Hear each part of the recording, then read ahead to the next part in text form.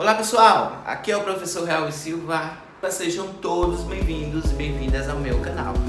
Esse é mais um vídeo, então antes de tudo roda a vinheta.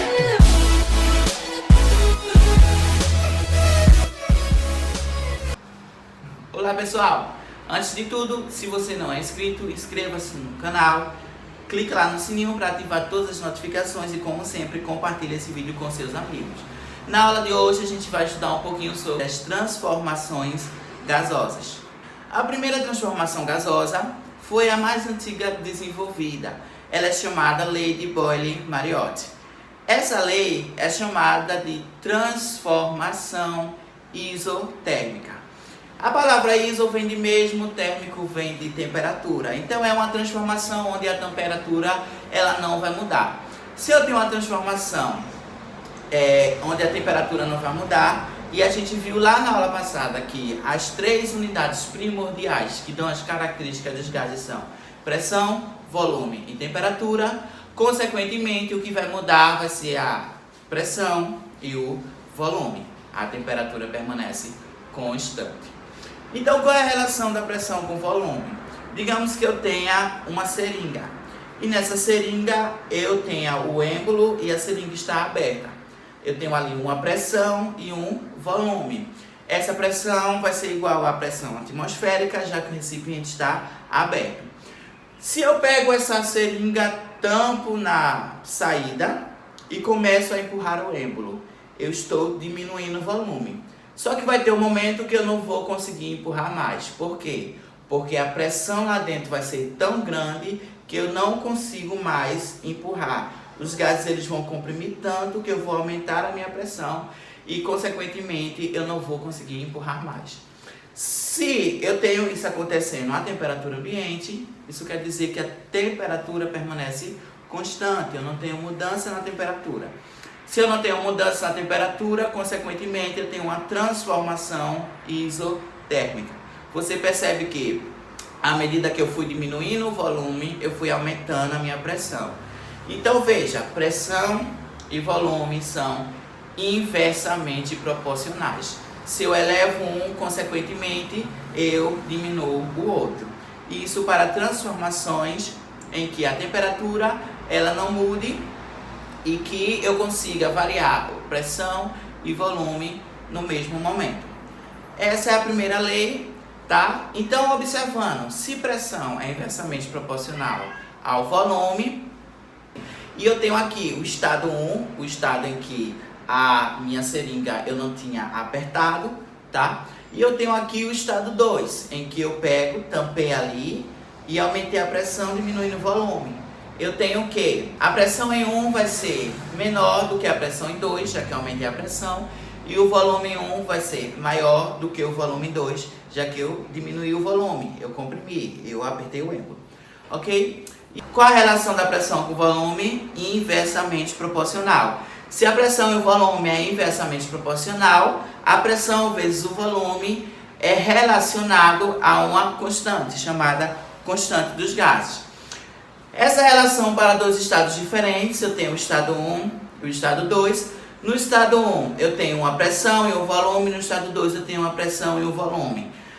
A equação da transformação isotérmica vai me dizer que a pressão vezes o volume do estado 1 vai ser igual à pressão vezes o volume do estado 2. Uma relação inversamente proporcional. Se eu aumento um, consequentemente o outro vai diminuir. Ok? Digamos que você tem uma transformação isotérmica que você sabe o estado inicial, a pressão e o volume do estado inicial, e o estado final você só sabe a pressão. A partir dessa relação você vai saber o volume do estado final. Beleza? Tranquilinho até aí? A próxima transformação, conhecida como Lei de Charles, ou Lei de Charles / Gay-Lussac, são os dois cientistas que eles conseguiram ver essa relação, é também chamada transformação isobárica. Na transformação isobárica, eu tenho esse iso relacionado à mesma e bárica relacionada à pressão. Então quer dizer que eu tenho uma transformação em que a pressão é a mesma nos dois estados, tanto no estado 1 quanto no estado 2. Se a pressão ela não muda, então eu tenho uma pressão constante. tá? São transformações que acontecem a pressão constante. Muda apenas a temperatura e o volume, ok? Qual a relação da temperatura com o volume?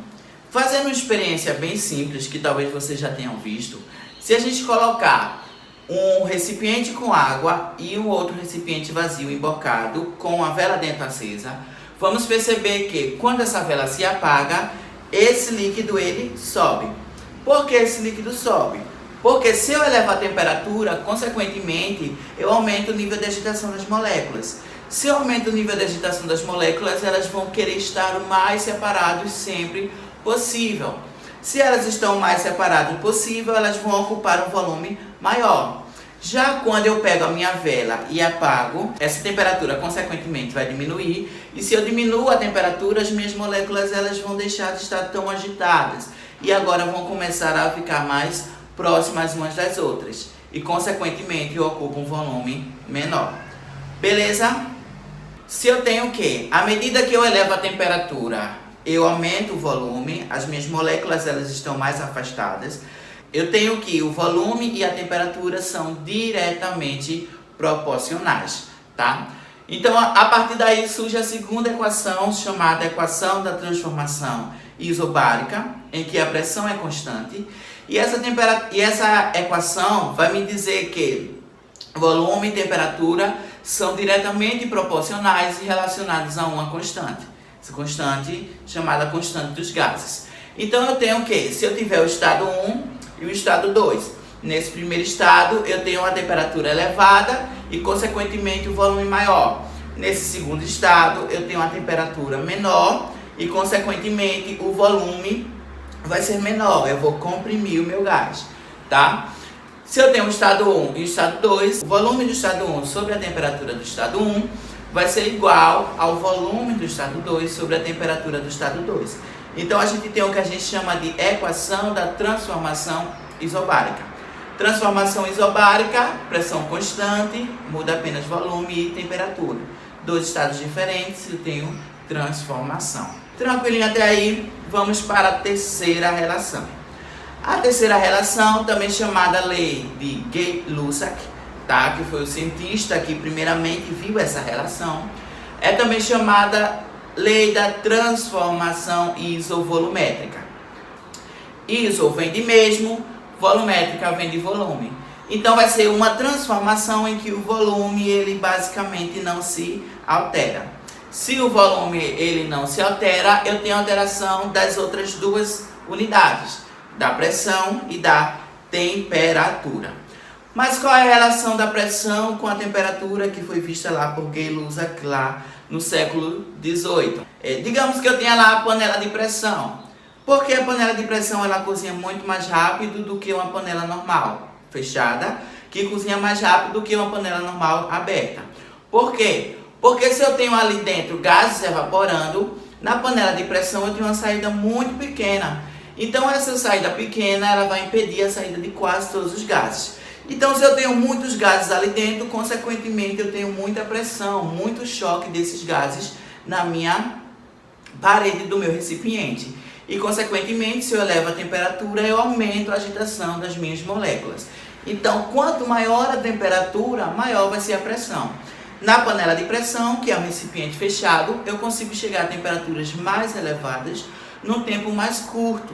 Se eu consigo chegar a temperaturas mais elevadas num tempo mais curto, consequentemente eu vou cozinhar de forma mais rápida e mais eficaz. Beleza até aí? Então a relação da pressão com a temperatura é uma relação diretamente proporcional, assim como o volume e a temperatura.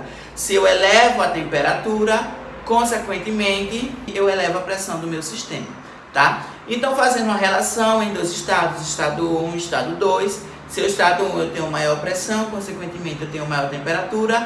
No estado 2 eu tenho menor pressão, consequentemente menor temperatura.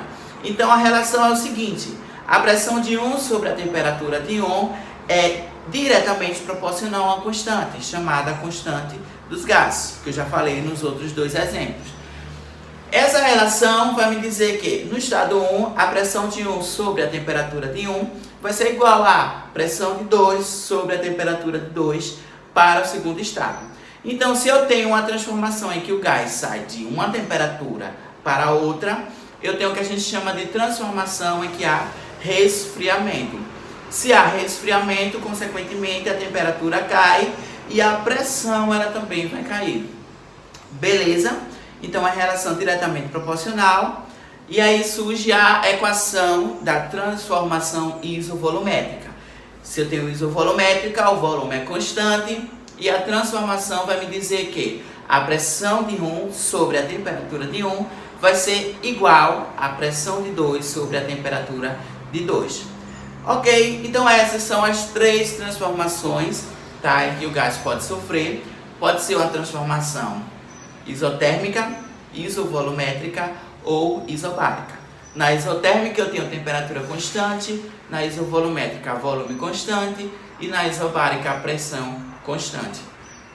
Ok? E por fim a gente tem o último tipo de transformação. É uma transformação em que nem a temperatura, nem o volume e nem a pressão permanecem constantes. Todo mundo vai mudar. Essa transformação me dá uma equação, a equação da transformação gasosa.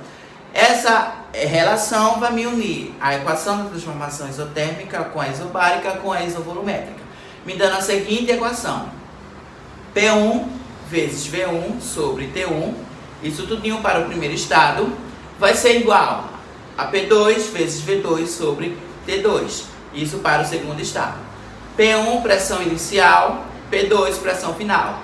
V1 volume inicial, V2 volume final. T1 temperatura inicial, T2 temperatura final. Essa transformação, a partir dela eu consigo ver alguns dados relacionados a esse gás. Lembrando que pressão, volume e temperatura são as principais grandezas que vão me dizer as características de um gás. Ok? Então é isso, pessoal. Não se esqueça de se inscrever nesse canal, clicar lá no sininho para ativar as notificações e compartilhar esse vídeo com seus colegas. Eu desejo para vocês bons estudos nessa primeira aula inicial de gases. Na próxima aula a gente vai ver a equação do gás ideal, ou chamada equação de Kleiber. Tá? Espero vocês. Um beijo, seus arretados. Valeu!